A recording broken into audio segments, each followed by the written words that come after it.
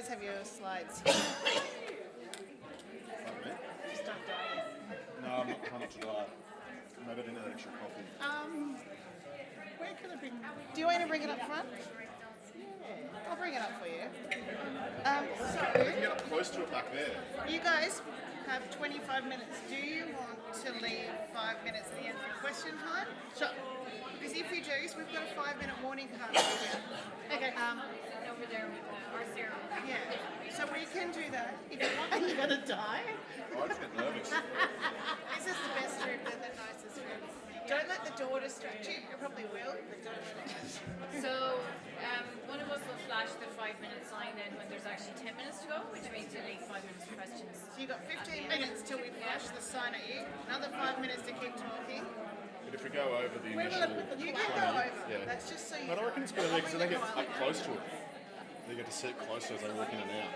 Come, look it up here. We can move it around. I'll go get So yeah, you guys, Oh, you can, that's you yours. can I was go as wondering long as what you that was want, doing. but the first 5-minute flash will be 5 minutes till question time. Yeah. And we can do a second 5-minute flash, which is 5 minutes to the end, if you want to keep going. Yeah, let's do that.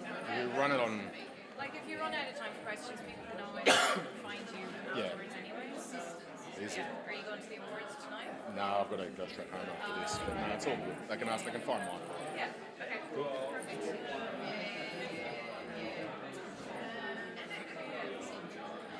So we need to. Have you opened your presentation? Yeah, yours is there. Okay.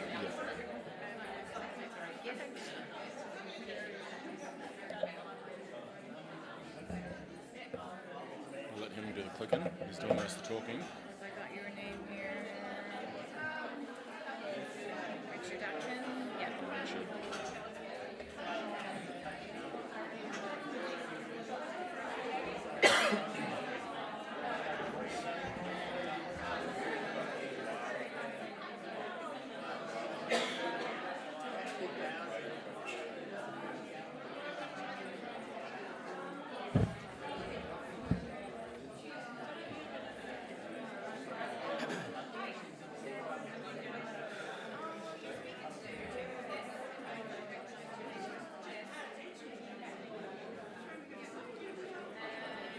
That's you. You need to click all that. We'll just use the arrows. Okay. Hop along and stand alongside you here. Metaphorically and literally.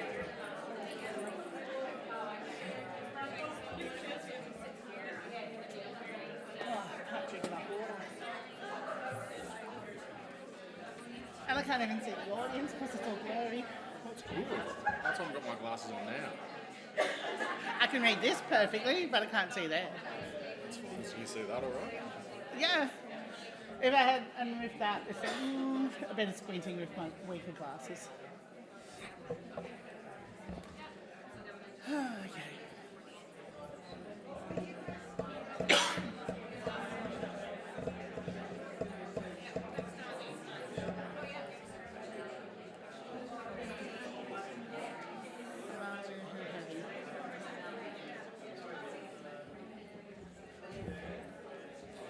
Do you have Richard's name on this? Yes. Ah, great. Are you doing that Where intro? are we? Here. Yeah.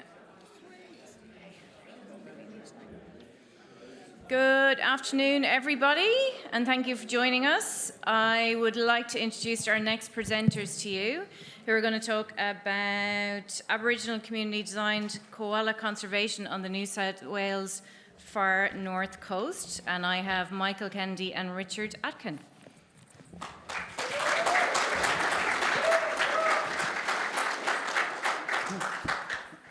Testing. Hi everyone, my name's Michael Kennedy, Gumbaynggirr fella from Grafton.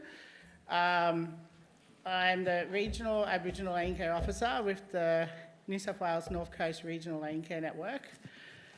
And this is my colleague Richard. Richard works with DQ, New South Wales DQ, in the New South Wales Koala strategy.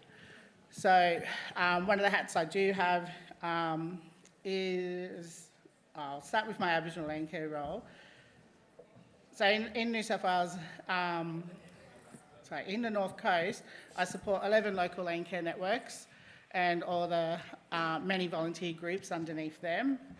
When I started in this role 4 years ago, it was a pilot for the state, and I didn't have any real KPIs or any set agenda about the role, so it was completely organic. It was very frustrating for me, so everyone kept saying, make it your own. I'm like, well, how do you make it your own with a blank slate? So I just thought, well, let's basically look at increasing Aboriginal engagement and participation with the Landcare network and building on those trusted relationships for really good outcomes and collaborations between the local Aboriginal community and organisations with the Landcare fraternity. Through my engagement, it was observed how easy I made it look despite the complexities. Lucky for me, the state program manager for the Koala strategy lived in my area and she witnessed that. So that resulted in me obtaining one of 4 regional Aboriginal Koala partnerships in the state. And that was due towards how accessible and connected I am and able to disseminate information and opportunities to the Landcare network and Aboriginal communities in the area. So just a little bit about myself. It's been really great being here the last couple of days to share this space and be in a little Landcare bubble. Just reflecting on one of the statements from Clinton during the welcome that country's for everyone. I really loved hearing that. And there were a few C words thrown around through that morning session yesterday. You probably remember a few of them, but one that was missing for me was C for custodianship. And for me, that's always something that's rung true for me, working with Aboriginal communities. My ancestors are from other parts, other continents across the world, but I've lived in Australia my whole life, and custodianship and that knowledge system or that way of being and living that just occurs naturally for Aboriginal people, I think is something that, you know, black, white, brown or otherwise, or from whichever part of the world you've come from, is something we can all get behind. The other piece about conservation, which is again another C word, is that I always come back to this statement, but conservation, it's for the environment, but it's actually about people. People are social animals. We exist as part of our communities and within ecosystems. We're not above it all, we're not in control, but we are definitely part of it. And that community mindedness is a key component for effective conservation. Back on track now. Oops. With the New South Wales Koala program, as Michael mentioned, the Far North Coast Aboriginal Partnership is one of 4 Aboriginal-led koala partnerships under the New South Wales Koala strategy. We have an additional 7 regional partnerships, which are in priority population areas for koalas all across the state. All of our partnerships, regional and First Nations led, feature a flexible partnering framework with community governance, local knowledge and expertise built in at the core, which then informs our project development and delivery. These regional partnerships in some instances have been running since the previous koala strategy, so up to 7 years now. Others are coming into their 5th year of operating. So it just gives you an idea of the time frame required to enable community to lead effectively.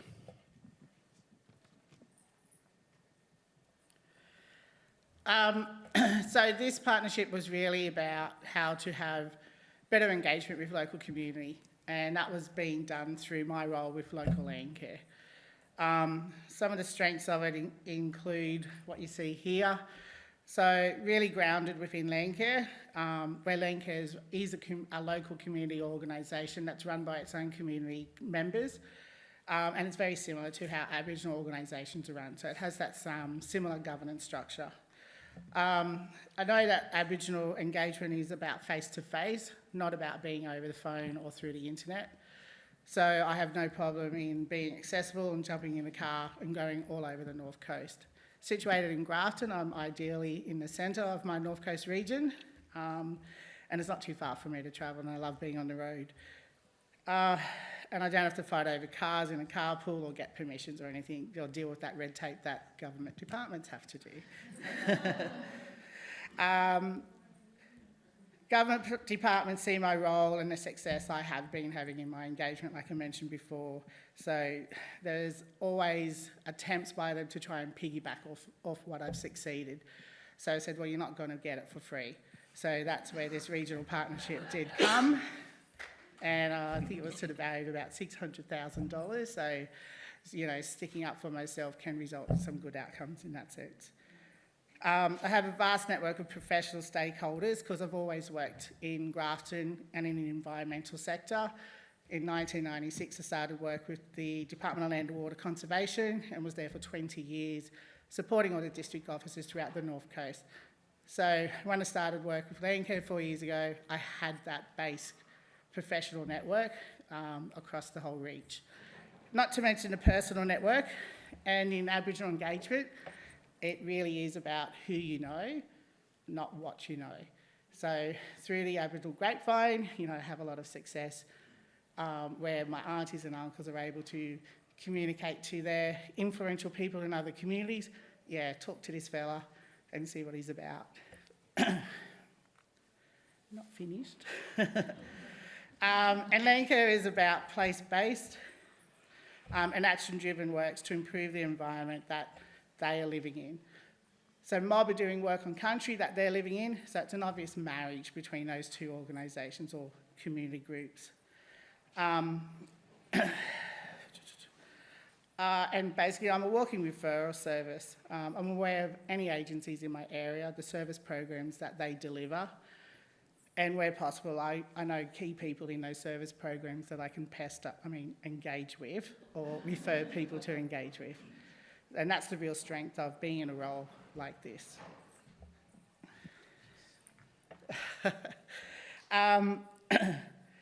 New South Wales North Coast is an area that regularly suffers natural disasters such as floods and wildfires. Flooding sometimes happens like 4 times a year in some of our catchments. In all of our projects, I wanted to make sure that the foundational project elements centred around resilience. So I wanted to really incorporate cultural resilience through incorporating traditional ecological knowledge and the practice, such as cultural burning, which is one of the main research topics under the Koala strategy of managing fuel levels in koala habitat using cultural burning techniques. I wanted to ensure cultural resilience is also being passed on to the next generation, so we developed some education programs to ensure opportunities for language revitalisation and incorporation, and the opportunity for youth to take an interest and understand their role in caring for the environment. Capacity building, so like I said, through using cultural fire management, not in all of my communities is that fire stick knowledge prevalent.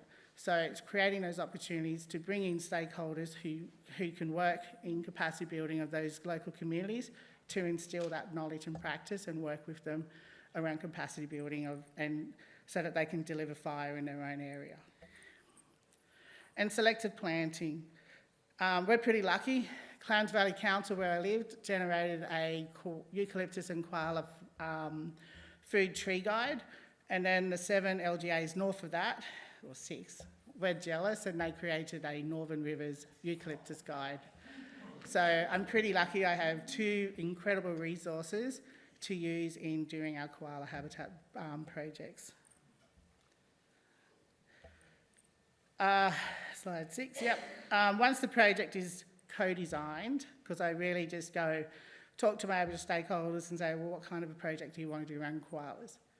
I don't lead or tell them what kind of project, but I talk about the research topics from the last Koala Research Symposium and help to break down those topics to on-ground delivery projects that Mob can do. And once those projects have been designed and come delivery of them, that's where me and Richard in particular, we really step back and lead, allow local-led projects to occur. So we only interject when needed on the day. That's a really important point. I think it's a lesson or something I'm certainly trying to advocate for in government is finding a space where we can create space and finding the appropriate role where there's enough space for the community stakeholders to grow into, and more specifically our Aboriginal community stakeholders to step into, take that leadership. It feels scary sometimes, not being in control, but it's also super rewarding when you can dream it up in partnership and co-design with community stakeholders and just sit back and watch the magic happen. Obviously do all the annoying reporting on the back end, but yeah, it's been a real pleasure to see that sort of come to fruition, and the courage it's required. I'd certainly encourage other funding groups or government stakeholders to consider a seat on the bus rather than the driving seat. So through our regional partnership, like I said, we don't tell our Aboriginal community or the stakeholders what to do. We did establish an Aboriginal steering panel, so that they're made up of Aboriginal representatives, mostly CEOs of local Aboriginal land councils in the area, so that they're making decisions over which projects got the go-ahead and discussing any of the dissemination of that funding available. So self-determination was really prevalent in that regional partnership. We did include local Landcare coordinators to be a part of that steering panel, but that was only for where any of those projects were occurring in their area, and that was really mainly to create those collaborations, the trusted relationships, and to ensure the sustainability of any of those projects, because ultimately that's going to fall back on Landcare anyway.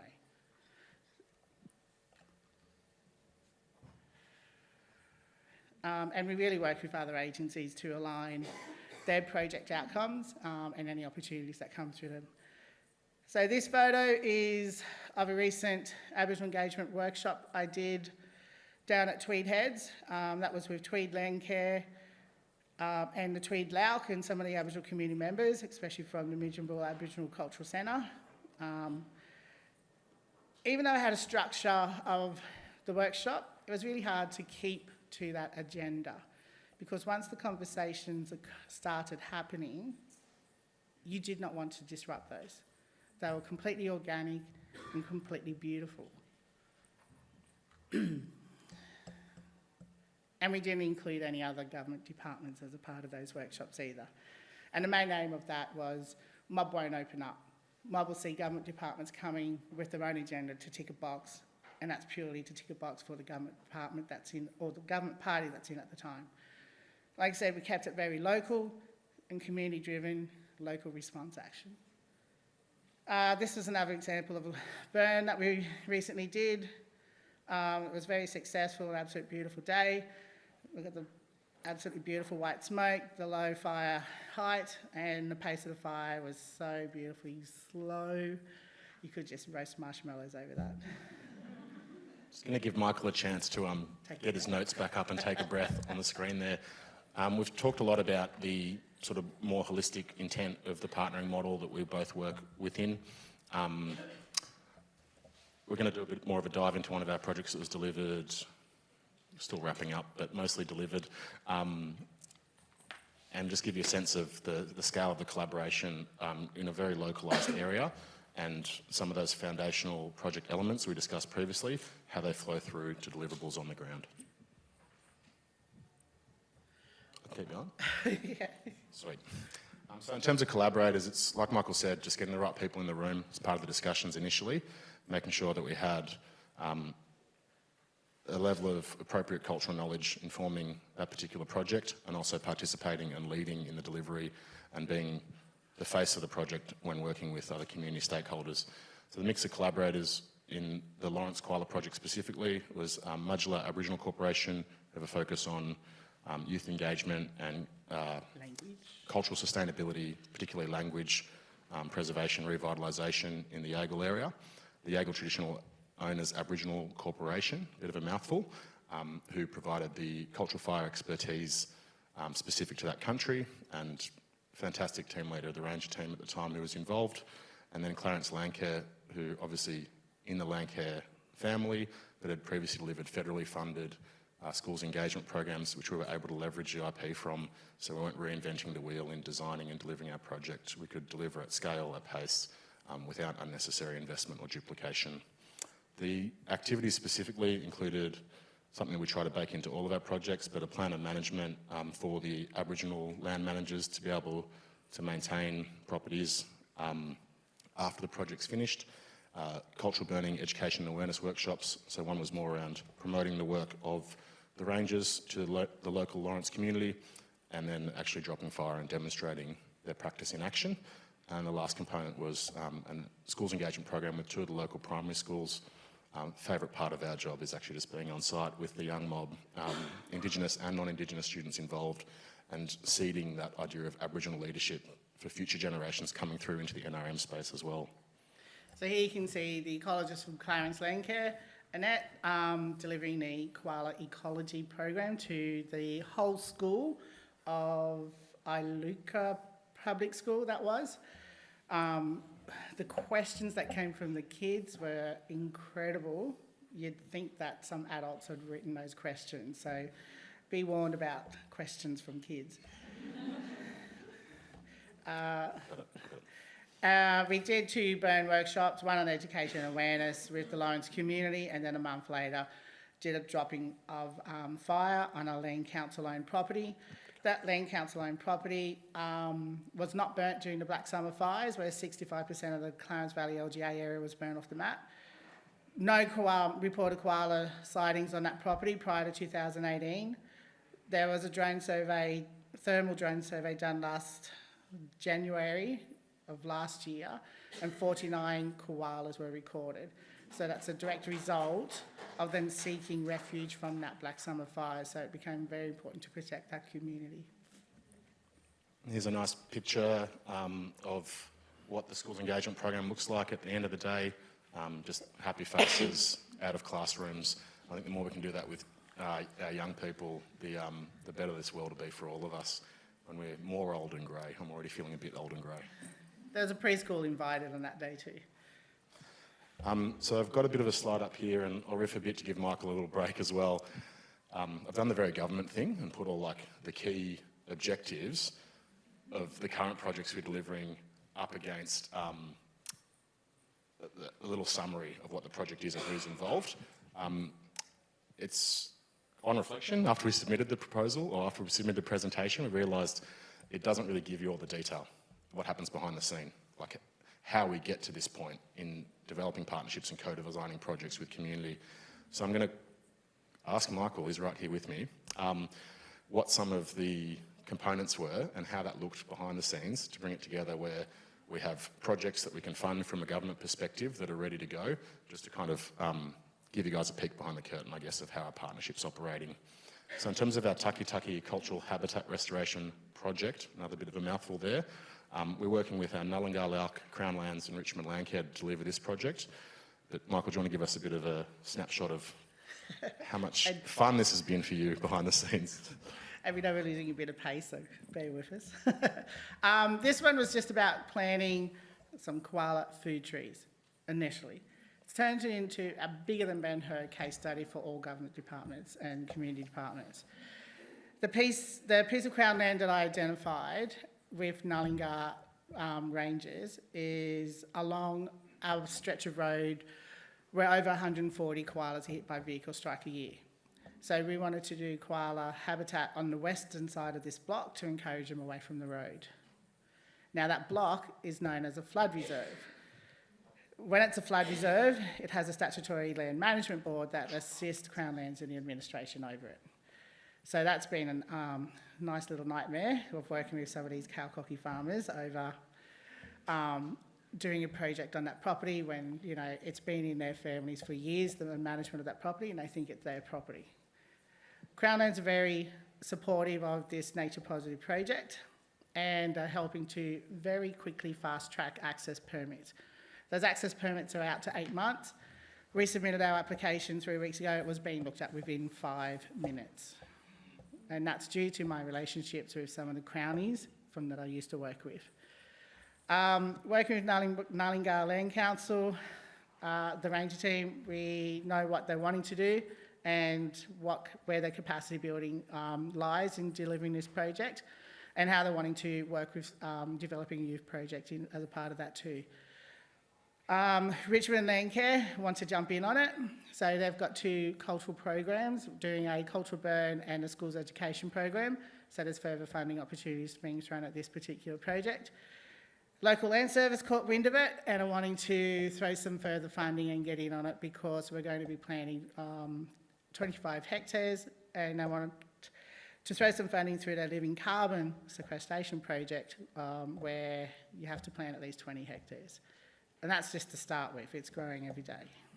So we've been given the 5-minute warning, so we're going to change gears, maybe speed through the last bit. There's 2 other projects that are included, packaged in the same grant that went to North Coast Regional Landcare Network, and it just demonstrates the benefit of having the partnership structure in place. It meant that from a government perspective, we could collect money from separate budgets within our program, funnel it through North Coast Regional Landcare Network, and have the beneficiaries of that work be the community members, the landscapes and the louks. Not a single one of those louks had to submit a bit of paperwork to receive that funding or to receive that benefit, and that's really what we see as the true gold within this partnership structure. Like I said, 2 more projects, you can see the main outcomes there. I will say before we move on, just in the interest of time, one of the other key components is integrating best practice ICIP. For me, this is a pretty personal one. We have protocols that get launched and working groups that decide on things, but what I'm hoping to keep progressing is seeing it become BAU across my program team, across the department as a whole, so everyone's living and breathing it, not just the people who have the passion for it. So best available practice now, hoping to get to true best practice. And the other bit that isn't listed here is the idea of legacy value, and having it structured through Landcare means that when we go through our famine and feast cycles in government, there's some continuity of project objectives, relationships and intent that stays on in those community areas. If they're invested in the start, they'll be invested once we're either pulled away or taken away from a government perspective. And speaking of that word, legacy, this is a Koala statue that we leave with each of those schools who we're doing a program with. The schools love them. There's one that was left at Goringa Public School, and it sits in their front office, and you have to go past that front office to enter or exit the school. Every time the kids go past, they pat it. We'll go through a couple of photos very quickly and get to a key takeout slide. But this is us on site last week, working with the Statutory Land Management Board of the Crown Lands parcel, ably assisted by Crown Lands colleagues, or my colleagues in government. Like I mentioned at the start, like different objectives, different priorities, but with the right amount of time, patience and a true collective intent to see where everyone's pain points were, we were able to work through and keep that project progressing. But the success of that come from me in my role of Landcare, not a government department. The board, that Statutory Land Management Board had massive defence walls up and did not want any imposition on their on that land parcel that they were managing, and they only had 40 head of cattle on 140 hectares.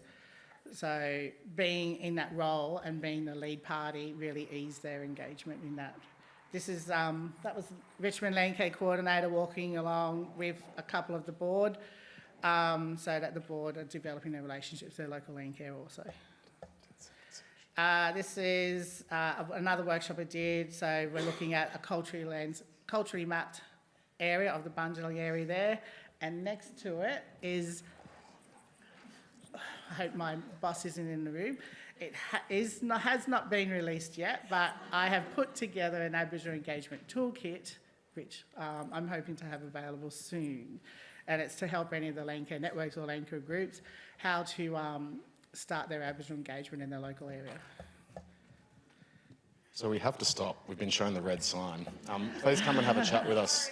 Please come and have a chat with us afterwards. We'll leave the key takeouts up here on the slide. Before they come and steal the microphone out of my hand, I just want to credit Michael. I did say before, conservation is about people, and connecting people, as these takeouts show, takes time, takes authenticity, and you know, from a government perspective, it's a 5-year program with a lead time that came in before that in some regions of an additional 3 years. It's about the individuals, and I'm so fortunate to be able to work alongside Michael. He makes my job a lot easier in government because he puts his needs second to what his community needs. He's persistent, he's tenacious. When we come up against all these barriers, which we do almost every day, Thank you. he doesn't accept it and he keeps going. Sorry, Thank Richard. you. Sorry, Michael. Thank you very, very much.